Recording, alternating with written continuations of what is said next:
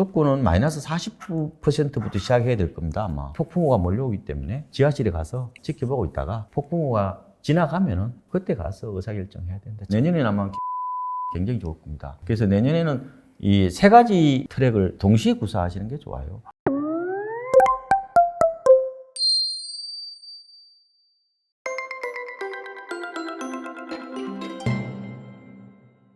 앞서서 이제 금리 인상이 끝나고 이제 거래량이 좀 활성화되고 그 정도 돼서야지 이제 가격을 보면서 좀 싼 부동산 같은 경우에 매입할 만하다고 말씀하셨는데 그래서 약간 좀 싼 부동산의 정의? 이게 뭐 약간 가치가 있겠죠. 아무래도 싸다는 것 그렇죠. 자체가. 그거를 정확하게 판단하기가 쉽진 않아요. 베이스를 아마 수도권은 마이너스 40%부터 시작해야 될 겁니다. 아마 집값이요. 고점 대비. 고점 대비. 작년 고점 대비해서. 네.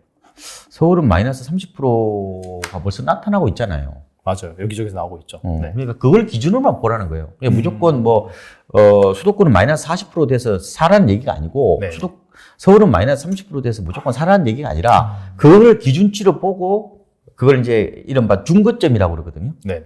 네? 네. 앵커링 포인트라고도 표현하는데 그걸 그 정도로 삼고 이렇게 진짜 지역 따라 또 다를 수 있잖아요. 그렇죠. 그렇게 판단하시면 될 것 같은데 그 역시 지금 의미가 없어요.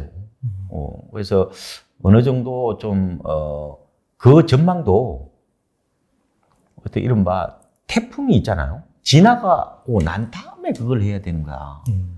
아니 지금 태풍이 몰려오는데 지금 비닐하우스를 어떻게 이거를 더 지을까? 아무 의미 없잖아요. 태풍이 다 날아가 버리는데 태풍이 지나고 난 다음에 뭐 비닐하우스를 어떻게 지을 건지 농사를 어떻게 지을지 그렇게 결정을 해야 되는 거하고 같은 거 아니에요? 그러니까 지금 어떻게 보면은 이렇게 뭐 집값에 대해 전망하는 것 자체가 이거는 그냥 불안하니까 그냥 해보는 소리죠. 이거 다 무의미합니다. 전망은요 생각보다 우리가 원하는 대로 가지가 않아요.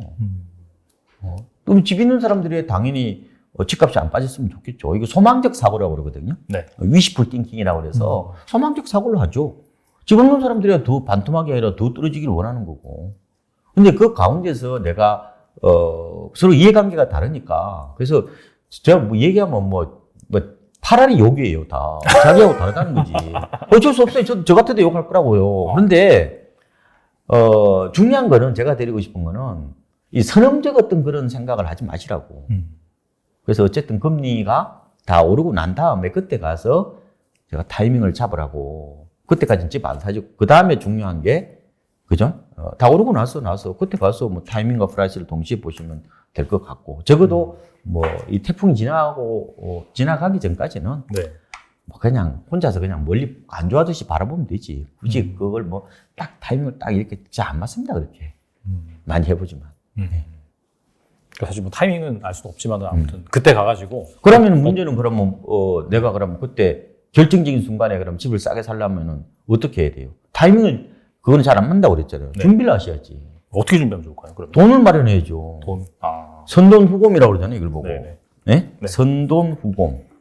돈을 먼저 마련해놓고 나서 타이밍을 재는 거죠. 곰곰이. 그러니까 돈이 없는 상태에서는 타이밍은 무의미합니다.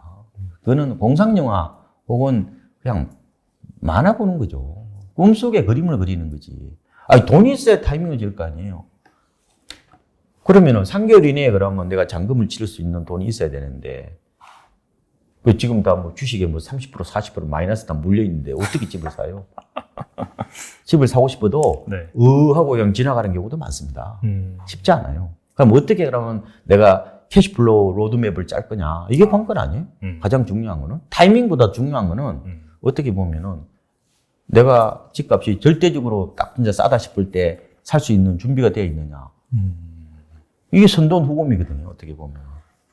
그래서 요새 MZ세대들이 제가 머리가 좋다고 그랬잖아요. 그래서 요새 전세 안 살고 월세 살잖아요.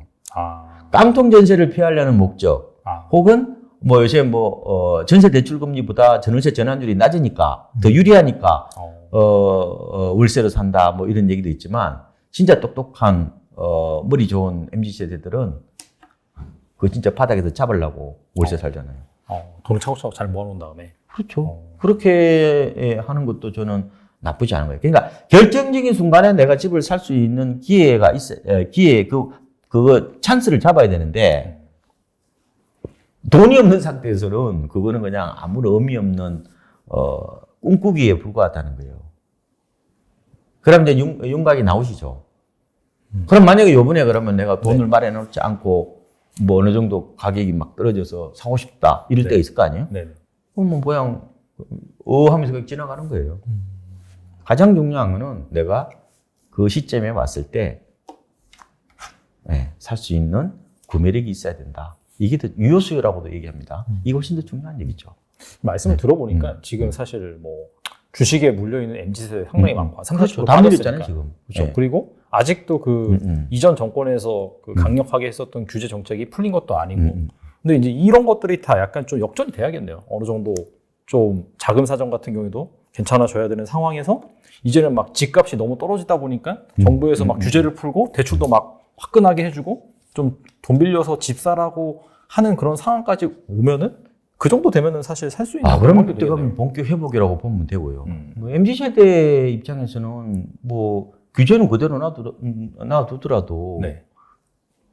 가격 메리트만 부하게 되면은 일단은 돈이 뭐 모자라면은 일단 갭 투자를 해야죠. 갭 투자를 했다가 네. 나중에도 입주하면 되잖아요. 그걸 저는 이제 선량한 갭 투자라고 그러거든요. 단순 갭 투자하고 좀 다른 성격이 있죠. 자기가 나중에 입주를 하니까요. 그렇죠. 그건 이제 단계별 내 집 마련 어떤 전략으로서 갭 투자 사다리를 이용하는 거죠. 그건 나쁘지 않아요, 그거는. 잠깐 한다면은. 네. 물론 이제 뭐 세입자가 나간다면 돈 내줘야 되죠. 그 준비는 하고 있어야 되는데 어쨌든 대출 규제가 있다 하더라도 만약에 집값이 싸다 그러면 갭 투자했다가 나중에 들어간다는 전략. 그것도 나쁘지 않고요. 또 뭐 분양받는 분도 있잖아요. 그렇죠. 분양도 좋고요. 또 내년부터는 경매도 좋습니다. 저 경매. 네. 내년에는 아마 경매 시장이 굉장히 좋을 겁니다. 이때는 뭐 시장이 좋다는 게 아니라 우리가 내 집 마련할 수 있는 좋은 방법으로서 좋다는 거예요. 그래서 내년에는 이 세 가지 이 트랙을 동시에 구사하시는 게 좋아요. 건매물, 분양, 그다음에 뭐 아까 경공매 세 가지 방식을 통해서 하십시오. 그러니까 가장 중요한 거는 싸게 사는 거 외에는 저는 대안이 없다고 봅니다. 하나만 더 여쭤보겠는데요. 이게 이제 아무래도 소형 그다음에 그 영끌한 세대들이 뭐 관심이 있어하는 약간 역세권의 소형 이런 쪽이 사실 거품이 완전 껐다가 많이 빠졌잖아요. 나중에 이제 뭔가 좀 시장이 정상화가 되고 투자할 만한 그런 상황이 온다라고 한다면 확실히 그런 거품이 많이 꺼진 그쪽에서 좀 투자 기회가 발생할 수 있을까요? 그렇죠. 가장 중요한 게 이제 저는 가격이라고 보거든요. 네네. 그래서 작년 4분기가 대부분이 고점이었습니다. 네. 그죠? 그때 평균 거래 가격으로 보셔야 돼. 하나만 보면은 이게 착시 현상이 생길 수 있거든요. 그때에 비해서 많이 빠진 걸 접근을 하시면 좋아요. 무조건 되고. 그래서 우리가 과거에는 재건축이 많이 빠졌기 때문에 재건축을 저점에 사면 좋았단 말이에요. 이번에는 좀 반대라고 그랬잖아요. 일반 아파트 더 많이 빠진단 말이에요. 왜냐 재건축이 덜 빠지느냐. 이 정부의 지금 도심 공급 확대의 어떤 방법으로 재건축 규제를 완화하니까 그 기대 때문에 지금 안 빠지는 거예요. 물론 빠지기는 빠지는데 지금 이른바 GTX 주변에 그런 일반 아파트보다 덜 빠지잖아요, 지금. 그러면은 이것저것 이제 이 테이블에 올려놓고 따져보는 거예요.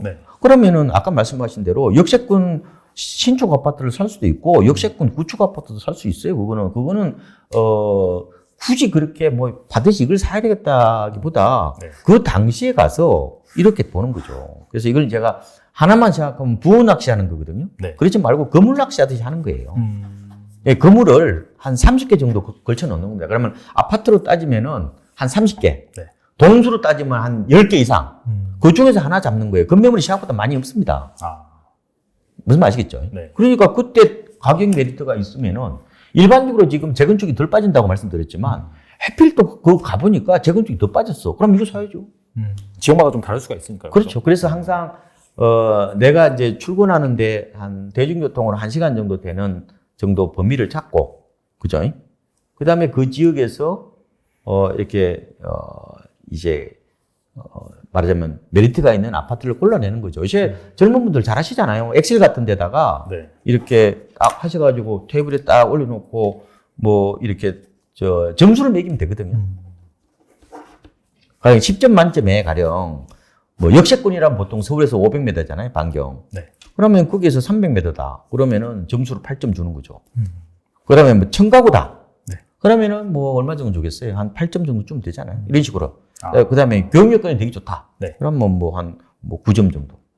안 좋다 그러면 7점. 이런 식으로 점수를 매겨 가지고 이렇게 요 중에서 내가 가격하고 그다음에 이런 입지 여건 이걸 종합적으로 봐서 의사결정을 내리는 거죠. 그러니까 이제 이게 그 밑에서 아파트를 쳐다보지 말고요. 위에서 이게 조망하듯이 여러 개를 놓고 이렇게 골라내는 습관이 더 중요한 거죠. 그래서 항상 무서운 게, 과거에는 여기 많이 빠졌으니까 이번에는 여기 많이 빠질 거다? 막상 현장 가면 아닐 수 있단 말이에요. 그래서 옛날에는, 이렇게 보니까 집값이 빠지고 나서, 급 나오고 나서 얼마 정도면 빠졌더라. 이번에는 그렇게 될 거다. 그건 과봐야 하는 거지. 어떡하라고. 쉽지 않아요. 네. 그러니까 다만 이제 그 정도 나무 얘기를 한번 들어보는 거지. 들어보고 내가 막상 의사결정 해야 될 거는 이 정도 가격이면 내가 사겠다. 라고 판단이 아마 나중에 설 겁니다. 네. 그래서 다만 제가 꼭 드리고 싶은 거는 이번에는 MZ세대들이 주택시장의 주력 세대인 MZ세대들이 이번에 크게 다쳤기 때문에 다시는 연끌 비토 안 합니다. 패닉 바잉 안 한다고요. 그렇게 떼지어서 네. 군지변동식으로는 그렇게 안 뛰어들 가능성이 높다는 거예요. 네, 그래서 곧바로 이렇게 막 반등하기보다 아까 욕조형처럼 네. 매물 소화 과정을 제법 거칠 겁니다. 어느 순간 되면요 더 이상 가격이 안 빠져요. 그 시점이 있습니다. 네. 그래서 과거에도 그랬는데 이번에도 그렇게 될지는 모르겠지만 이게 이제 어느 정도 많이 빠지면은 이게 지지대가 형성이 돼요. 아시겠죠? 네. 그때 가서 사시면 돼요. 그래서 어쨌든 지금은 폭풍우가 몰려오기 때문에 좀 지하실에 가서 네. 그냥 지켜보고 있다가 폭풍우가 지나가면은 그때 가서 의사결정해야 된다. 지금은 그냥 재밌게 그냥 유튜브만 보시고 지금은 네. 굳이 나서서 매수 지금 할까 내일 할까 이렇게 할 상황은 아닌 거라는 거를 제가 말씀 안 드려도 네. 아마 다 아실 것 같으니까 그거는 아마 제 얘기만 듣지 마시고 네. 여러 얘기를 들어서 합리적으로 의사결정했으면 좋을 것 같습니다. 알겠습니다. 객관적으로 현재 부동산 시장에 대해서 잘 말씀을 해주셨는데 중요한 그런 것 같아요. 막 지금 워낙 안 좋다 보니까 여기저기서 너무 안 좋게 얘기를 하고 몇 년까지 계속 빠진다 그렇게 나오는데 사실 말씀하신 것처럼 그 전망 잘 안 맞습니다. 단기적으로 끊어가지고 현재 그 시장 상황을 잘 분석한 다음에 여러분들이 대처하시면 좋겠고 무엇보다 중요한 것은 지금은 어떻게든 이 부채를 줄이는 그래서 최대한 현금을 확보를 해서 좋은 시기 그다음에 좋은 가격이 왔을 때 잘 여러분께서 선택하시는 그런 지혜가 필요한 걸로 생각이 되고 그런 차원에서 또 박사님께서 최근에 출간하신 책 꼭 한번 읽어보시면 좋을 것 같습니다. 네. MZ세대의 어떤 욕망 구조에 대해서 제가 좀 썼는데요. 그러니까 MZ세대들은 기본적으로 연로족이고 몸테크를 싫어한다고 말씀을 드렸죠. 새집에 대한 선호현상이 굉장히 강하고요. 또 아파트를 제가 보면은 약간 게임하듯이 합니다. 게임 세대니까요. 그래서 아파트 득템이라고 저는 표현을 했고 그리고 부동산 중독된 세대가 아니라고 저는 말씀을 드렸어요. 이건 투자 중독된 세대에 더 가깝습니다. 그러니까 기성세대의 벽을 단박에 넘으려는 이런 욕망 때문에 돈 되는 건 다 투자하는 세대죠. 맞아요. 네. 그래서 아파트를 그렇게 열광적으로 사들일 가능성은 낮다. 이런 말씀을 드리고 MZ세대들은 또 도시인 콘크리트 기제입니다. 자연을 더 이상 그리워하지 않는 세대. 아파트와 부동산을 동일시하는 세대이기도 하고요. 그래서 MZ세대는 확실히 기성세대와는 좀 많은 편차가 있습니다. 그래서 제가 이제 가압비라고 아까 또 여쭤보셨잖아요. 네네. 이제 안전이 보장되면 훨씬 더 프리미엄을 지불하는 구조라고 보면 되거든요. 가성비는 아시죠? 네네. 가격 대비 성능이 좋은 상품을 말하는 건데 그만큼 이제 가압비 문화가 이 MZ 세대들이 일종 과잉보호 속에서 태어났죠. 그래서 앞으로 주거 트렌드를 봤을 때, 부동산 트렌드를 봤을 때, 제가 봤을 때는 아파트가 여전히 유망한 상품이 될 거다. 예. 그러니까 주거 트렌드는요, 주로 30대 여성분들한테 물어보면 알아요. 예. 소비 트렌드는 20대 초반 여성들이 거의 주도하고 있다고 저는 보는데, 그래서 아파트 문화는 앞으로 더 갈 거다. 그리고 이제 뭐 이런 거 단독주택이라든지 전원주택이나 뭐 다가구주택, 다세대주택 이런 쪽은 아주 좋은 입지를 빼고는 주거 트렌드를 아파트를 못 따라갈 거다 저는 이렇게 봅니다.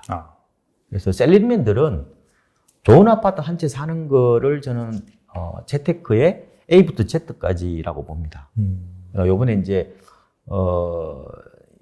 워낙 많이 올랐기 때문에 네. 있잖아요. 그 반작용으로 이번에 가격이 많이 떨어진다면은 뭐 좋은 아파트를 하나 사는 기회도 있죠. 그러니까 경제는 양면입니다. 어떤 사람한테는 이번에 고금리 쇼크가 어떻게 보면은 내 큰 불행이지만 또 집을 안 사는 사람도 있잖아요. 그 사람들한테는 또 축복이죠. 특히 이러기 때문에 부동산을 이렇게 뭐 좀 균형적으로 얘기해도 양쪽으로 욕을 얻으면 게 그런 얘기예요. 자기 편 들어달라는 거거든요. 그렇죠, 사실. 네. 듣고 싶은 어쨌든 건데. 중요한 거는 제가 한마디 더 요약해서 말씀을 드리겠습니다. 이번에 집값이 급락하는 가장 큰 원인은 바로 고금리 발작이다. 물론 거기다가 집값이 너무 많이 오르고 또 환율이 또 너무 많이 오르다 보니까 우리 경제에 대한 불안감까지 겹쳐서 뭐 그렇긴 하지만 결정적으로는 금리 쇼크라고 보면 되고요. 그래서 아마 금리 인상 랠리가 어느 정도 마무리되어야 거래가 될 거고 다만 그게 V자형으로 올라가는 게 아니라 MZ 세대들이 크게 다쳤기 때문에 그리고 누군가는 또 이게 뒤설거지를 해야 되잖아요. 그렇죠. 그래서 아마 U자형보다 더 완만한 형태, 욕조형 이런 커브가 되면서 좀 회복세로 갈 가능성이 있다. 너무 서두를 볼 필요 없다. 네. 분명히 막 더 이상 안 떨어질 때가 있습니다. 그때까지 일단은 기다리고 고금리 태풍이 좀 지나가고 난 다음에 그때 가서 타이밍을 재라. 그렇죠? 그래서 항상 여러분들은 타이밍만 재는데 그것만 아니고 타이밍과 프라이스를 동시에 보는 어떤 그런 지혜가 필요할 것 같고 타이밍을 재려면 가장 중요한 게 머니가 있어야 됩니다. 그래서 머니 로드맵을 짜라. 이런 말씀을 드리고 과거에 10년 전과 완전히 다른 양상. 경제는 움직이는 유기체 같은 거거든요. 그러니까 이번에 MZ 세대들이 시장을 주도하다 보니까 대형보다 소형이 많이 빠졌고요. 네. 그 다음에 구축보다는 신축이 많이 빠졌고 그렇죠. 재건축보다는 오히려 일반 아파트가 많이 빠지는 종전의 어떤 그런 고정감념이 완전히 무너지는 어떤 그런 풍경이 나타났다. 네. 이거는 바로 경제라는 것은 고정되어 있는 게 아니라 움직이는 유기체라는 것을 보여준다 이런 말씀을 드리고 만약 일반 셀러리맨 입장에서는 저는 앞으로 아파트가 가장 유망한 상품이라고 저는 보고 있습니다. 바로 30대 여성들한테 물어보면 돼요. 왜냐하면 우리나라 주거 역사들은 여성들이 만들어 온 역사라고 저는 보고 있기 때문에 그런 측면에서 보면은 여러분들이 부동산 뭐 여러 재테크 별 필요도 없고요. 그냥 좋은 아파트, MZ 세대들이 사고 싶어하는 그 좋은 아파트를 사되 다만 싸게 사야 된다. 네. 그래서 뭐 경매를 사든 분양을 받든 뭐 아니면은 급금 매물을 사든 그래서 무조건 싸게 사라. 그리고 또 싸게 사라. 그리고 또 싸게 사라. 네. 싸게 사면 네. 모든 게 용서된다. 제일 중요하죠. 신도 용서한다. 싸게 사면 장땡이다. 그런 마인드를 가지시고 시장을 좀 예의주시했으면 좋겠다. 이런 말씀을 드리겠습니다. 네. 보통 제가 이제 끝나면 요약을 하는데 워낙 마지막에 요약을 잘 해주셔가지고 제가 뭐 굳이 덧붙일 말씀은 없는 것 같고 대신에 하나만 더 말씀드린다면은 이 MZ세대가 사실 점점 큰 손으로 부각될 수밖에 없잖아요. 우리나라 경제 구조상에서. 그런 차원에서 정말 어떻게 본다면은 이 MZ세대의 소비 트렌드, 뭐 심리 이런 것들을 가장 잘 분석해 놓은 책이 아닌가 싶습니다. 박사님께서 최근에 출간하신 책. 그래서 꼭 한번 읽어보시면 좋을 것 같습니다. 네. 지금까지 박원갑 박사님 나오셔서 감사합니다. 네, 고맙습니다.